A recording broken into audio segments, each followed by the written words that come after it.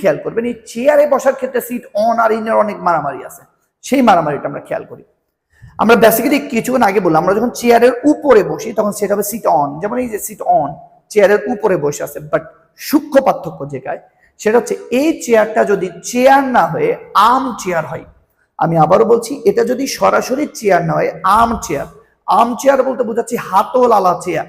যখন আমরা হাতল আলা চেয়ারে বসি তখন কিন্তু আমরা চেয়ারের উপরে বসি না, চেয়ারের ভিতরে বসি। প্লিজ বি সিরিয়াস, খুব সূক্ষ্ম গ্যাপ, খুব সূক্ষ্ম ব্যবহার, বাট এটার জন্য অনেক কিছু হয়ে যেতে পারে। আমরা যখন চেয়ারে বসছি সিম্পলি চেয়ার, তখন ওই সিট অন দ্য চেয়ার অথবা we sat on the chair যেটাই বলি না কেন sit on, sit on. But যখন এই চেয়ারটা শুধু চেয়ার না হয়ে আর্ম চেয়ার, এই আর্ম কথাটা উল্লেখ করা থাকবে, এটা একটা জব পরীক্ষা এসছে আপনি একটু খেয়াল করবেন, যখন এইটা আর্ম চেয়ার এই হাতলালা চেয়ারের কথা উল্লেখ করা থাকবে তখন কখনোই আপনি অন ব্যবহার করতে পারবেন না, বিকজ হাতলালা চেয়ারে আমরা চেয়ারের উপরে বসি না, চেয়ারের ভিতরে বসি, যে কারণে হবে sit in an arm chair.